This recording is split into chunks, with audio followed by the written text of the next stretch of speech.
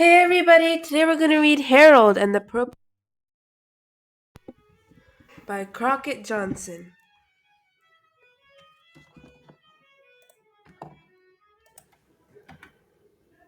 One evening, after thinking over it for some time, Harold decided to go for a walk in the moonlight.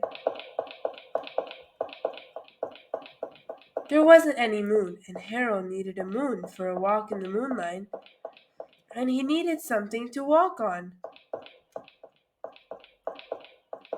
He made a long, straight path so he wouldn't get lost, and he set off on his walk, taking his big purple crayon with him. But he didn't seem to be getting anywhere on the long, straight path. So he left the path for a shortcut across a field, and the moon went with him. The shortcut led right to where Harold thought a forest ought to be. He didn't want to get lost in the woods, so he made a very small forest with just one tree in it. It turned out to be an apple tree. The apples would be very tasty, Harold thought, when they got red. So he put a frightening dragon under the tree to guard the apples. It was a terribly frightening dragon. It even frightened Harold. His hand holding the purple crayon shook. Suddenly he realized what was happening. But by then, Harold was over his head, in an ocean. He came up thinking fast, and in no time he was climbing aboard a trim little boat. He quickly set sail, and the moon sailed along with him.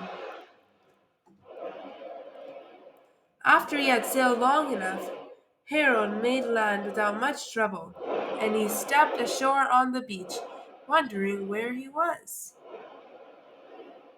The sandy beach reminded Harold of picnics, and the thought of picnics made him hungry, so he laid out a nice simple picnic lunch.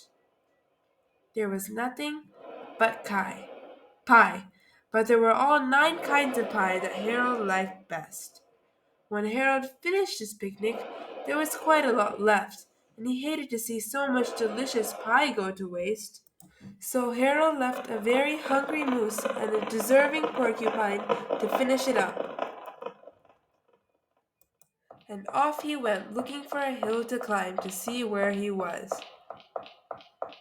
Harold knew the higher up he went, the farther he could see, so he decided to make the hill into a mountain.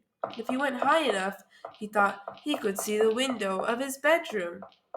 He was getting tired, and he felt he ought to be getting to bed. He hoped he could see his bedroom window from the top of the mountain, but as he looked down over the other side, he slipped, and there wasn't any other side of the mountain. He was falling in thin air. But luckily he kept his wits and his purple crayon. He made a balloon, and he grabbed onto it. And he made a basket under the balloon big enough to stand in. He had a fine view from the balloon, but he couldn't see his window. He couldn't even see a house. So he made a house with windows, and he landed the balloon on the grass in the front yard. None of the windows was his window. He tried to think where his window ought to be. He made some more windows. He made a building full of windows. He made lots of buildings full of windows. He made a whole city full of windows. But none of the windows was his window. He couldn't think where it might be. He decided to ask a policeman. The policeman pointed the way Harold was going anyway, but Harold thanked him, and he walked along with the moon, wishing he was in his room and in bed. And then suddenly Harold remembered. He remembered where his bedroom window was when there was a moon. It was always right around the moon. And then Harold made his bed. He got in it and drew up the covers. The purple crayon dropped on the floor, and Harold dropped off to sleep. The end, and I hope you enjoyed.